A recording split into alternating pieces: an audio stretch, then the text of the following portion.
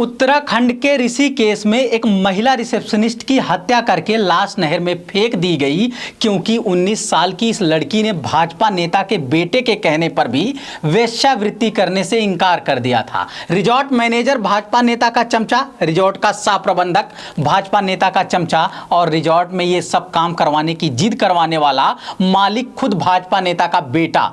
बावजूद इसके लड़की ने ये सब करने से इनकार कर दिया।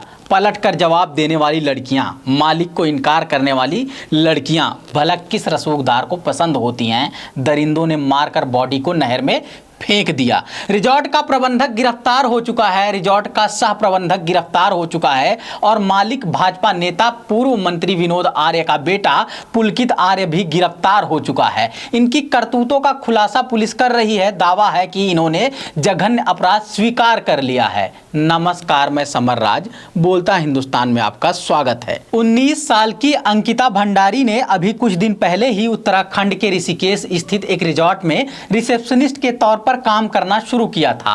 28 अगस्त से रिजॉर्ट में काम करना शुरू की थी और 18 सितंबर को अचानक गायब हो गई। परेशान परिजन पुलिस वालों के पास आकर गुमशुदगी की रिपोर्ट लिखवा रहे थे।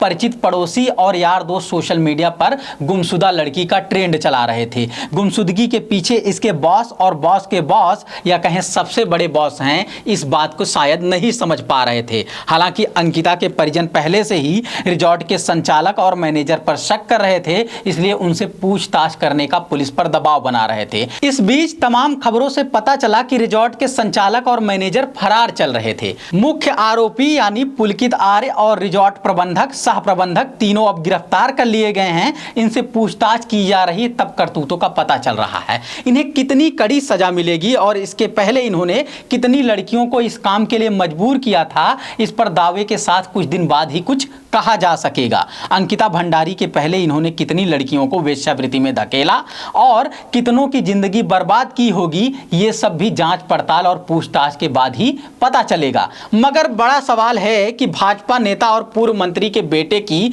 इस करतूत के पीछे सत्ता के नशे का फैक्टर क्या रहा होगा। उत्तराखंड में भाजपा की सरकार है, लगातार दूसरी बार बहुमत की सरकार है। क्या इस वजह से आरोपी पक्ष मनमानी बर्ताव कर रहा था? ऋषिकेश में जहां ये सब हो रहा था वहां पुलिस चौकी होगी, पुलिस थाना होगा, कानून व्यवस्था सुरक्षा संबंधी तमाम इंतजाम होगा। क्या पुलिस के अधिकारी इस बात से अनजान रहे होंगे कि रिजॉर्ट में भाजपा नेताओं द्वारा किस तरह का काम करवाया जा रहा है? क्या हत्या करके लाश को नहर में फेंक देने वाले इन दरिंदों को इस बात का भरोसा था कि मामला दबा दिया जाएगा क्योंकि समय पर हफ्ता पहुंचाया जा रहा है? अगर ऐसा नहीं है तो फिर आरोप क्यों लग रहे हैं? जिनकी गिरफ्तारी कुछ घंटे में हो सकती थी, उन्हें कुछ दिनों तक बचाया गया और अब जब आरोपी गिरफ्तार हो चुके हैं तो उम्मीद है इनको कड़ी से कड़ी सजा दिलाई जाएगी। सत्ताधारी पार्टी का नेता होने के नाम पर किसी को पावर का इतना नशा नहीं होने पाएगा और फिर से कोई अंकिता अपनी जान नहीं गंवाएगी।